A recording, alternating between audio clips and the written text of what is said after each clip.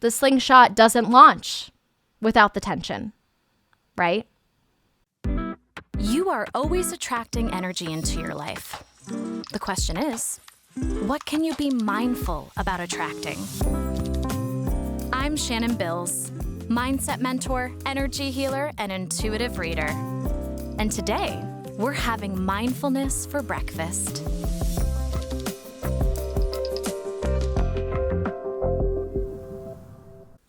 Good morning, everybody. It has been a hot second since we last spoke.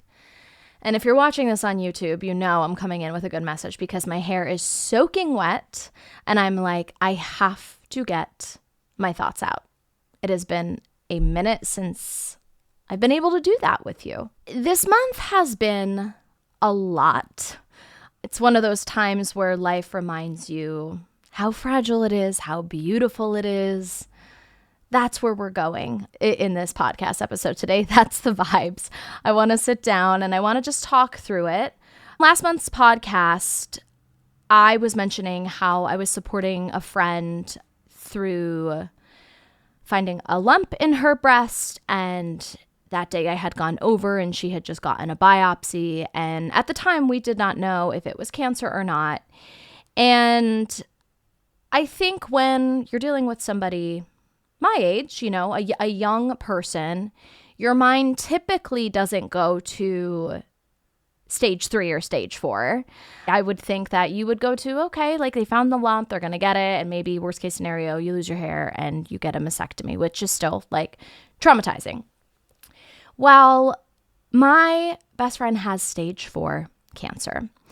And I promise this is not going to be all sad today, but I want to talk about it. I want to talk about like just everything I have been witnessing from her strength and our friend group and how we're all moving through this, because her husband is also a best friend of ours. Her sister is also a best friend of ours. So it's really hitting us in a lot of different ways.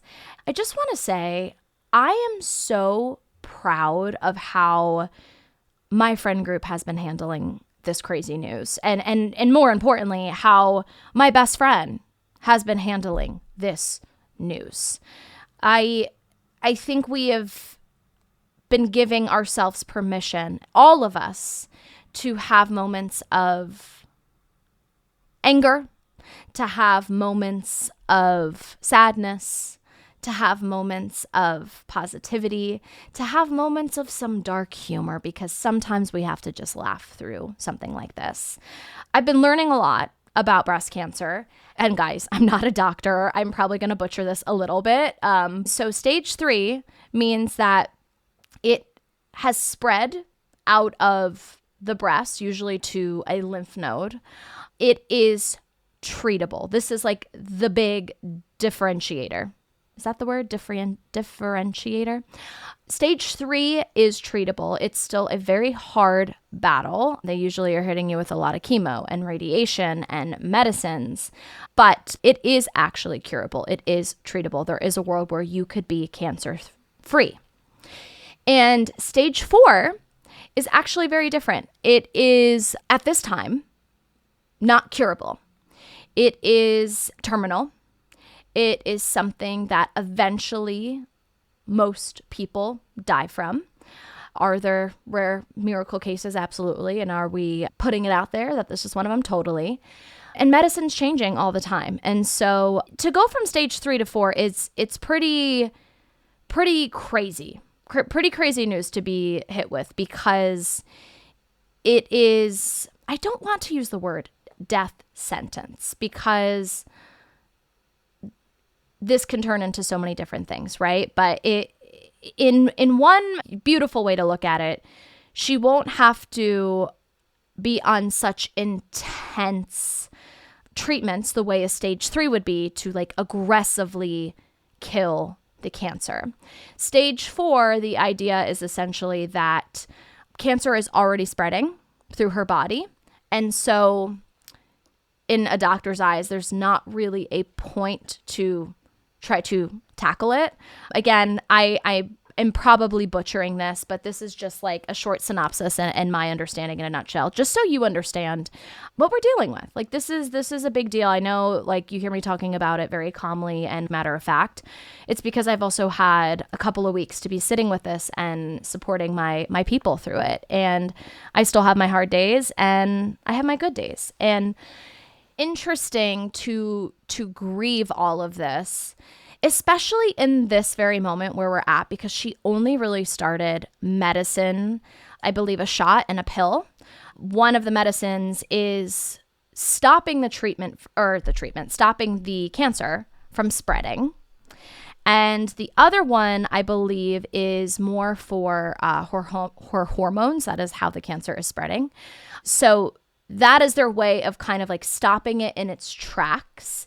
And down the line, not if, but when she responds to both of these medications, they might be able to do a little bit of radiation and a little bit of chemo. And that's kind of where we're at. We don't know if this means I could lose a friend in a year. I could lose a friend in 10 years. I could lose a friend in 50 years. Or like, and at that point, we're all old anyway, right? Like, I don't know. No one really knows where this path is leading. And it's been really interesting to be in a place where she's only just starting treatment. So in this very moment, she doesn't really have any side effects. And for the last month, I feel like nobody even talks about this, the waiting game. She's had multiple biopsies and PET scans and blood work over the last month. And it's just been like waiting and waiting and waiting. The waiting is hard. The waiting is hard. I'm not going to be positive in that regard, because it's hard. We're constantly like, what's the latest update? Where did it spread? What's going on? And through that time, you're already grieving someone who is visibly healthy, who visibly does not have any symptoms, who is drinking wine with you on the couch while we wait it out, because I mean, gosh, we got to have the wine before she starts everything and gets strict with her diet. It's just been really interesting to navigate. I should say, when it comes to anyone close to me that had been sick and died, or anyone close to me that had died, for the most part, the grief came after. And this is very much like the grief is happening before. And I've had a lot of conversations with people. I don't know what is better or worse. I don't think we can even say those words. I actually had a talk with a student the other day who had lost her dad very suddenly. And we were just kind of talking about like, yeah, we don't know what's better or worse. Like watching somebody get this hard news and know anything could happen, or losing someone suddenly knowing they didn't have to suffer. I mean, it's all a lot to think about, right? These are just my real thoughts, and I appreciate you all being my diary that you just get to listen to. I want to like turn this into a powerful message today, so you're not just listening about what is happening in my life. I think this is just one of those times in our friend group, and most importantly in my best friend and her husband and her sister's life, where you realize everything that you thought mattered is actually reorganizing itself. And it's reorganizing itself in a beautiful way. So this is where we're gonna turn it around, people. We're gonna get a little bit lighter in conversation here. I'll just start with what was really so necessary for me this month, not just in terms of dealing with my friend's cancer news and, moving through those feelings, but necessary for my growth this year. You will hear me say that I am a student for life. I am still working with mentors, energy healers, intuitive healers, coaches, and I always have been. This is something that I think is really important, because we're always moving through blocks. I don't care who says they're good. There's always something to talk about. There's always something to dissect. That's one of the jokes I have with a lot of my mindset students. They'll be like, I didn't know what we were going to talk about today, but gosh, there was a lot that we talked about. And that's just because we're always growing. And that's what life is all about. The game of life is about evolving. And so there's always going to be things that we are moving through. And this is why I turn to coaches, and this is why people turn to me as a coach to help them move through a hard thing. There are so many different areas of our life that we are juggling every single day. It's not just career, it's relationship, it's the love for yourself, it's your money blocks, it's your soul's path, because sometimes your career is very different from your soul's path. And how do you get on your soul's path? It is friendships, it's family, it's there's so much, right? So this is why I'm a big advocate for therapists and coaches who help you move through these times in a healthy way. And this last month, I went on a retreat, and it was so rejuvenating for me to just have 3-4 days in a gorgeous setting. It was at a beach house in Malibu, and to just make journaling the agenda for 4 days and asking yourself hard questions for 4 days and dissecting what's working and what's not working. I mean, how often are we actually giving ourselves the time to do that? So that was very necessary for my growth in my personal development, in my business, in navigating the hardships of life that I've been mentioning.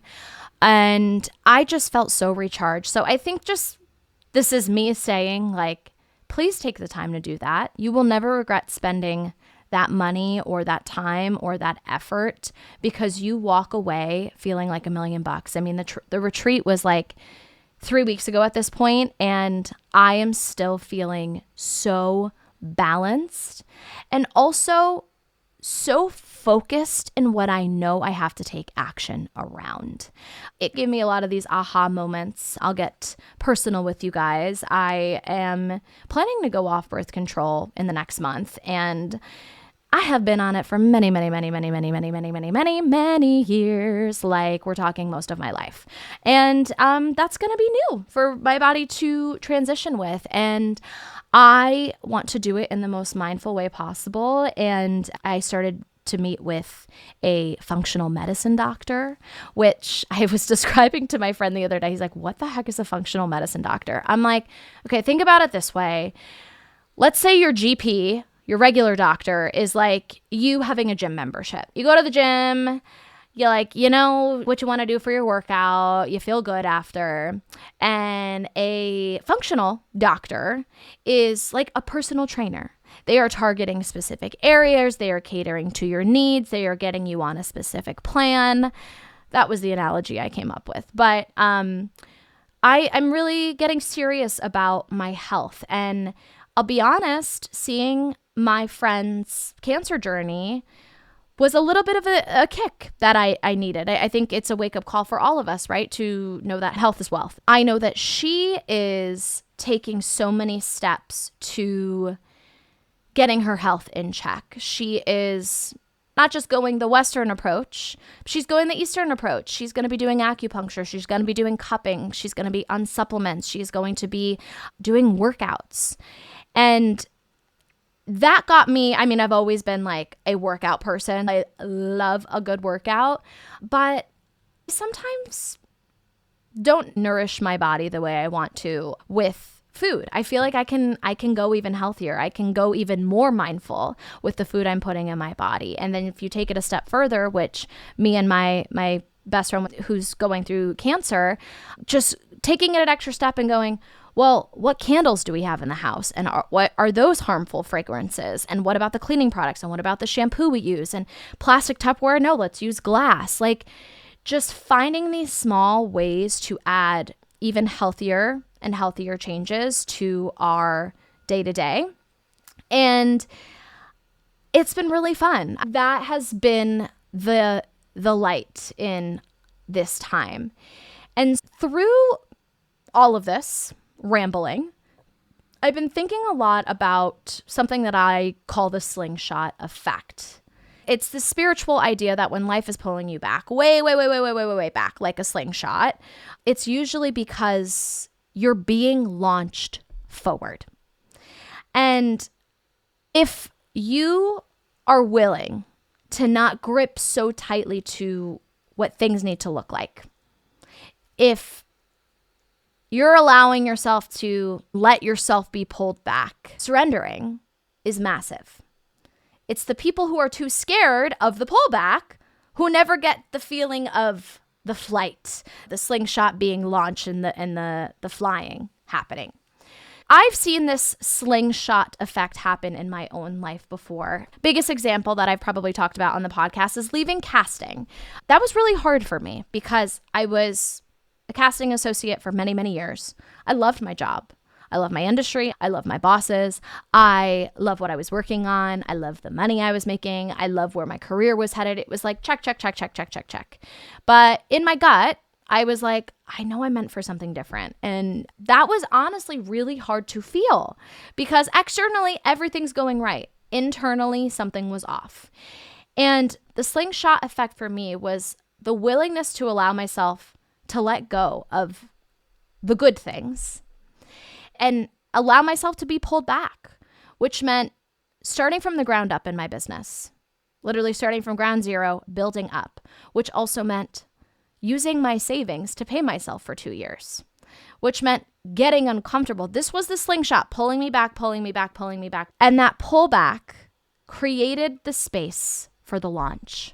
A successful business, a business that is now making more money than casting was.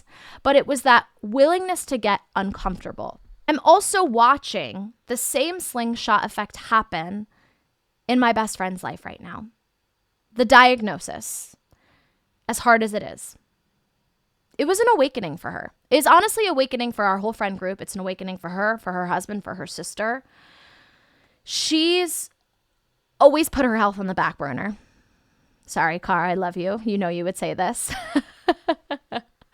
Work came first. She worked in the industry on TV shows and commercials and movies. And it's a rough life, guys. You know, a lot of you are creatives in the TV film industry that listen to this. And it is long days and long weeks and months dedicated to your job, your vocation. A lot of times people put their health last. So this is this reminder, right? Of course, we're not going to do that anymore. But she would tell you that herself. She would hold off on doctor appointments. She would not work out. Sometimes she would have moments of eating shitty because like you were just tired and you needed to grab what you could eat in a quick amount of time. But now knows that she doesn't know how many years she has left. Life is not promised. I mean, for any of us. But she's dedicating that these next couple years are going to be the healthiest and best years of her life. She is eating better. She's going to be moving her body more. She is buying all the non-toxic things. She's on her healthy girl kick. Someone could also say I'm the sick girl and I'm dying, right? That's one side of the coin. She's choosing to flip the coin over and say, no, I'm healthy girl. This is my healthy girl journey now. She is going to be taking trips. This is about living. She's having more conversations that she never had before. She's opening herself up more so than she ever has before. That sparks something in all of us, right? It is this reminder that health is wealth.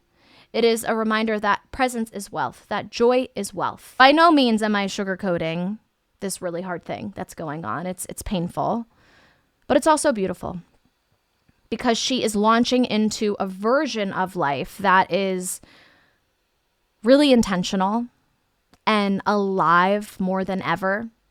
And it's so inspiring to watch. So wherever you are at right now, you're in your pullback season of the slingshot. Trust that it's not punishment. It's preparation. The slingshot doesn't launch without the tension, right? This is your breakfast item today, just to be sitting with this, thinking about it.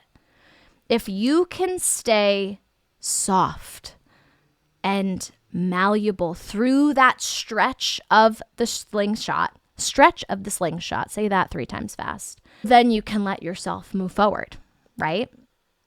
There's this version of you that is waiting on the other side of the slingshot that is freer and fuller and more awake. I'm so grateful that you guys allow me to ramble. This is healing for me, and I hope this conversation was healing for you.